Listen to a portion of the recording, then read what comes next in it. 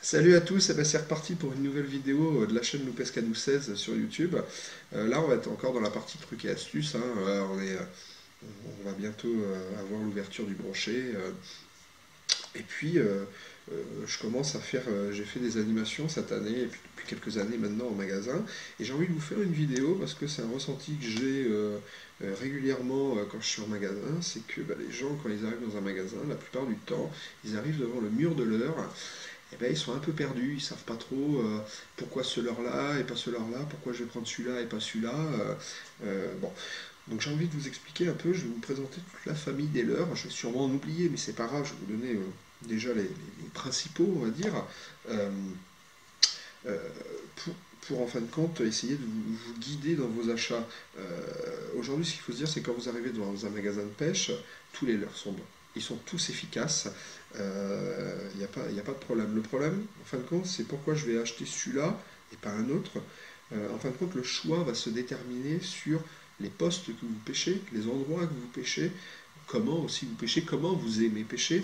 Euh, donc en fin de compte, le leurre aujourd'hui répond à tous ces critères parce qu'en fin de compte, chaque leurre a des caractéristiques qui vous permettent de pêcher quelque chose de bien précis. La première famille, par exemple, des leurres, si vous adorez pêcher en surface, les leurres, on a des leurres dits de surface, dits des top water. D'accord? C'est des leurres qui sont dépourvus de bavette. Une bavette, c'est simplement la partie en plastique qu'il y a devant ici. D'accord? Ça s'appelle une bavette. Je vais en parler plusieurs fois de la bavette parce que c'est vraiment une caractéristique importante du leurre. Donc là, les leurres de surface n'ont pas de bavette. Ils sont dépourvus de bavette. D'accord? Il n'y a pas de bavette et il n'y a toujours pas de bavette dans ces trois leurres. Les leurres dits de surface sont flottants. C'est-à-dire que quand j'arrête mon leurre reste en surface. D'accord? Ça, c'est déjà un point très important dans les leurres. Aujourd'hui, il y a trois caractéristiques sur les leurres. J'ai des leurres dits flottants. Quand je l'arrête, il reste en surface. J'ai des leurres dits coulants. Donc en anglais, vous pouvez voir sur les paquets, il ne faut pas hésiter à regarder les paquets chez Rapala, on marque si c'est coulant, si c'est flottant, des choses comme ça. En anglais, c'est sinking, vous allez voir écrit sinking. Donc c'est des leurres, quand je l'arrête, mon leurre coule, tout simplement. Et j'ai des leurres dits suspending, c'est en suspension, hein, en français. Donc c'est des leurres que quand j'arrête d'animer, j'arrête de mouliner, mon leurre s'arrête dans la couche d'eau et il reste à l'endroit, dans la couche d'eau où où il s'est arrêté. D'accord? Donc là, si je suis un adepte des pêches de surface, que j'aime bien faire monter mes poissons en surface pour prendre les leurres, ben, je vais utiliser par exemple là, le Z-Stick de chez Storm, qui est un leurre qui s'allume en surface avec des billes donc pour exciter les poissons. Donc en fin de compte, avec des leurres comme ça, je vais donner des coups de canne pour les animer et faire une nage en ce qu'on appelle walking the dog. Donc c'est en fait une nage de gauche à droite pour imiter une chasse. D'accord? Dans la même famille des leurres de surface, on a le popper qui est lui qui est un peu plus connu déjà. Le popper, donc d'accord, qui a une cavité devant où une bulle se met dedans et qu'en fait je vais tirer dessus, ça va expulser la bulle et faire un ploc, ploc, ploc, ploc. Ça imite souvent des choses de perche, des choses comme ça où les perches en surface essayent de gober les poissons, donc ça imite ça. Une autre particularité, donc je parlais de flottant, coulant et suspending, ben là j'ai le même leurre qu'ici, j'ai à peu près la même caractéristique, hein, sans bavette, une attache devant. Sauf que quand je le prends en main, je sens qu'il est beaucoup plus lourd. Et bien en fin de compte, celui-là, même s'il ressemble à celui-là coule, alors que celui-là flotte. Donc en fin de compte, ce que je vais faire en surface avec celui-là, eh bien, je vais le faire sous l'eau avec celui-là. D'accord? Je ne dis pas que celui-là est meilleur que celui-là. Je dis juste que si les poissons veulent attaquer en surface, je vais utiliser ça. Si ça ne marche pas, je vais utiliser ça pour faire la même chose sous la surface. Et ainsi de suite, je vais choisir mes leurres pour pouvoir pêcher d'en haut, de la surface, jusqu'au fond. Si je veux descendre un peu en couche d'eau, d'accord, je vais utiliser après des leurres qui ont des bavettes. D'accord? Là, j'ai deux leurres avec des bavettes de formes différentes, mais c'est pas grave. Je peux voir la différence, juste, j'ai des grandes tailles, des petites tailles, donc ça c'est des leurres que je vais plus utiliser pour la truite, la perche. Ça, des leurres un peu plus pour le sang, le brochet. Ça, c'est la taille qui différencie en fait le poisson que je vais rechercher, hein. Si j'utilise un leurre qui est long comme ça, j'ai pas grand chance de prendre une truite ou j'ai moins de chance de prendre une perche, quoi, on va dire. Par contre, j'ai plus de chance de prendre un brochet parce que c'est la taille de proie qui va venir manger. Donc je vais choisir aussi mes leurres en fonction des poissons que je vais rechercher. Si je suis un pêcheur de truite et de perche, je vais prendre ça plutôt que ça, de par la longueur. D'accord? Donc là, il y a un truc Ça, c'est la deuxième famille, ça s'appelle les jerkbait. Donc les jerkbait, c'est des formes de poissons en fait.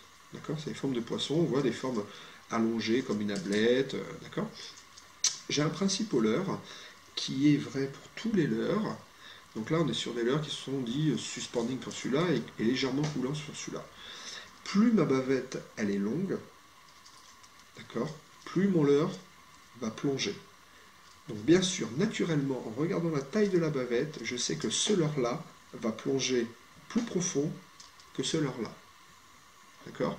Celui-là est coulant, donc je vais pouvoir le laisser quand même descendre un peu plus profond que ce que ma taille de bavette me permet. D'accord? Donc là, j'ai des imitations que je vais pouvoir lancer, ramener, ou alors donner des coups de canne pour les animer. Je vais imiter un poisson. D'accord? Une autre forme de leurre, c'est les crankbait. Donc c'est la famille des crankbait, on appelle ça, vous allez entendre. Moi j'utilise un crank, des choses comme ça. Bon, crank en fin de compte, c'est des leurres en forme de boule, d'accord? Celui-là, c'est toujours la même chose, qui vont vibrer très très fort. Je vais faire du lancer-ramener. De toute façon, au leurre, la principale animation, si je ne veux pas m'embêter, je lance mon leurre et je le ramène. Si je sens vibrer mon leurre, c'est-à-dire que mon leurre, il pêche. S'il ne vibre pas, soit je ramène pas assez vite, soit j'ai une herbe sur mon leurre, soit ma canne est trop raide par rapport à ce que j'utilise et donc je ressens rien en fin de compte. Et bien là, c'est des leurres que je vais lancer ramener qui vont vibrer très très fort, d'où la forme de boule, ça va vibrer très très fort. Et là, toujours pareil. Et ben, si je pêche un étang où il y a 1 mètre d'eau, par exemple, je ne vais pas acheter ce leurre-là. Je vais plutôt acheter ce leurre-là parce que ma longueur de bavette est beaucoup plus petite que celui-là. Donc je sais que celui-là va plonger plus profond. Donc si j'ai 1 mètre d'eau où je pêche, ben celui-là, dès que je vais le ramener, il va venir racler le fond. Et c'est pas ce qu'il faut. Alors que celui-là, eh ben, il va nager dans 1 mètre d'eau et c'est ce que j'ai besoin. D'accord? Pour tricher un peu sur les profondeurs de nage, ce que je peux faire, c'est lever la canne. Plus je vais lever la canne, moins mon leurre va nager profond. Plus je vais baisser la canne, plus je vais tirer mon leurre un peu plus profond.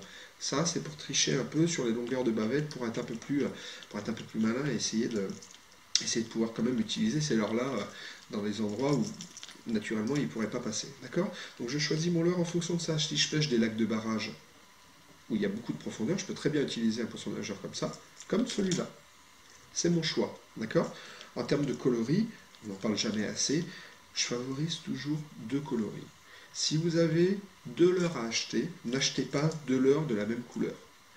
Choisissez en fonction de couleurs flashy ou naturelles. Là, j'ai une coloris naturelle, un coloris truite arc-en-ciel, hein, d'accord, avec le trait. Et là, j'ai une coloris flashy. Eh bien, je vais prendre une coloris flashy, une coloris naturelle. Pas 2 coloris naturels, ça sert à rien. Parce qu'en fin de compte, c'est le menu qu'on va utiliser du jour, en fin de compte, qui va nous faire la pêche. Il y a des jours, ils vont vouloir des coloris flashy, il y a des jours, ils vont vouloir des coloris naturels. Il faut les avoir. Pas besoin de 150 000 leurres, mais il faut avoir ces 2 coloris. Là, c'est la partie que je vais me faire un peu plus taper dessus. Je n'ai pas trop d'exemples. Là, c'est les leurres big bait, on va dire. Des gros leurres, on appelle ça. C'est pour la traque des brochets. Voilà, c'est des leurres qui commencent à être imposants. Donc là, dans la famille des big bait, par exemple, c'est des petits leurres, on va dire. Il y a des leurres qui existent encore plus gros que ça.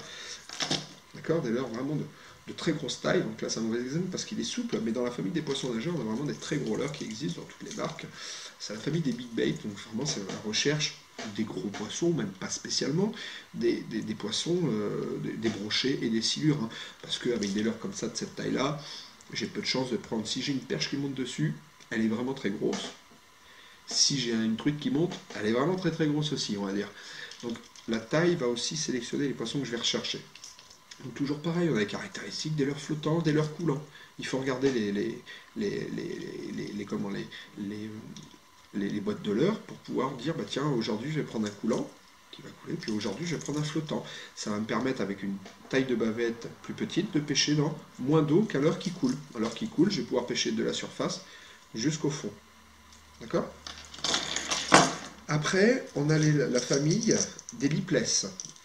Des lipless, différentes tailles, hein, des lipless, la particularité, ah tiens, comme l'autre, il n'a pas de bavette, donc il n'a toujours pas de rajout de plastique devant. Par contre, il a une attache spéciale par rapport aux autres, c'est qu'il a une attache par le dessus.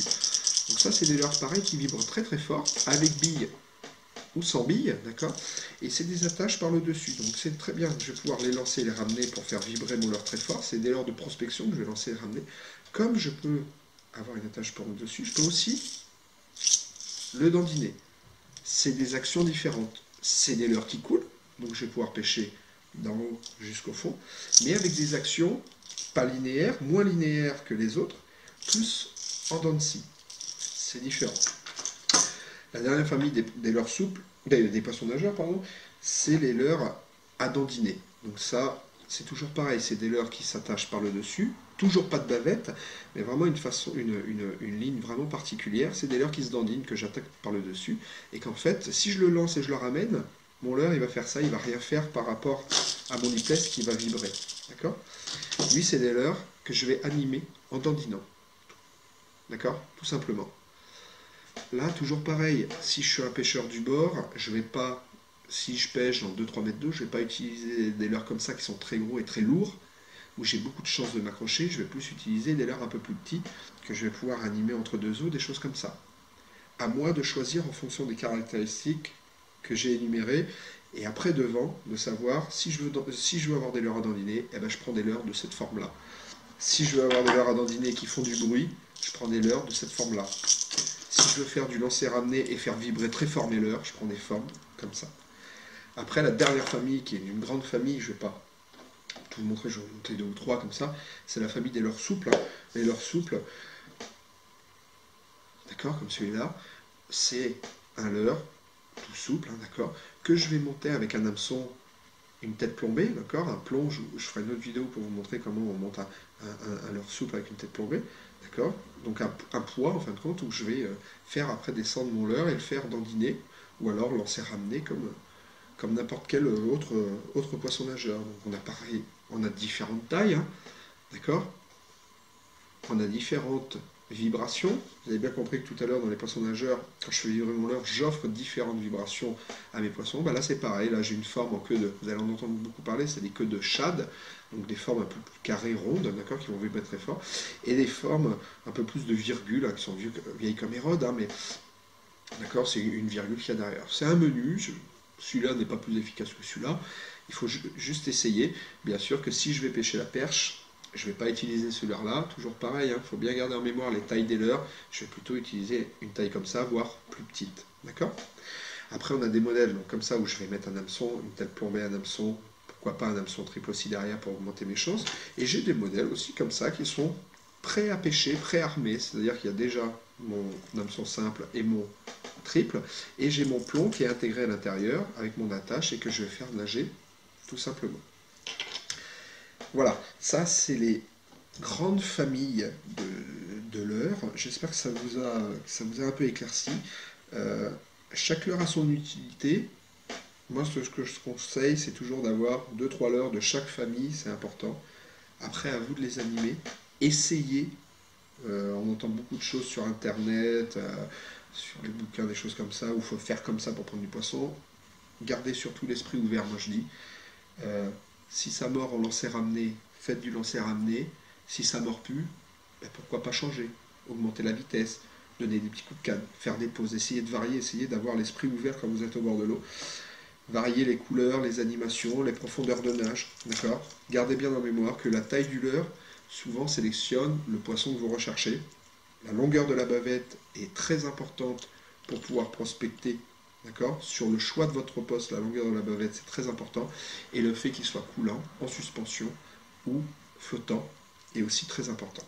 J'espère que tout ça, j'en ai oublié sûrement, je vois déjà des commentaires arriver à dire mais il y a plus, et ça, les blades, les machins. Bon, ça existe aussi, je ne vais pas vous les montrer, mais il existe beaucoup d'autres variétés, des lipless avec des cuillères derrière, la cuillère par exemple. Là, j'essaye déjà de démocratiser un peu la chose pour essayer de vous donner les armes pour pouvoir après mieux choisir vos poissons nageurs et comprendre, même au bord de l'eau, pourquoi je vais utiliser celui-là et pas celui-là. D'accord. J'espère que cette vidéo vous aura apporté pas mal de choses. N'hésitez pas si vous avez d'autres questions, envoyez-moi des messages sur ma chaîne YouTube ou sur ma chaîne Facebook Benjamin Castells Fishing. Je réponds toujours aux questions. N'hésitez pas à vous abonner, il y aura d'autres vidéos, il y a déjà plein de vidéos. Regardez-les, essayez si vous avez encore si vous avez des difficultés, regardez bien ce que je fais et essayez de faire à peu près la même chose. Aujourd'hui, le jour de la vidéo, ça a marché, mais gardez bien en mémoire que ça peut être autre chose qu'il faut faire. Euh, et si vous avez des questions, n'hésitez pas, je réponds toujours volontiers à à toutes vos, à toutes vos questions. Et puis, ben, n'hésitez pas à vous abonner. Et puis, je voulais vous remercier parce que la chaîne, elle est aux millions de vues. Ah bah, ça me fait très très plaisir. Et ça prouve que bah, ce que j'essaye de vous transmettre, bah, ça marche et que vous aimez ça. Donc ça me fait vachement plaisir. Et puis n'hésitez pas à m'envoyer des messages.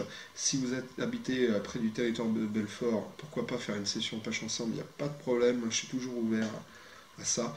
Voilà, n'hésitez pas à partager avec moi. Et puis bah, je vous dis à bientôt pour de nouvelles aventures et de nouvelles vidéos. Au revoir.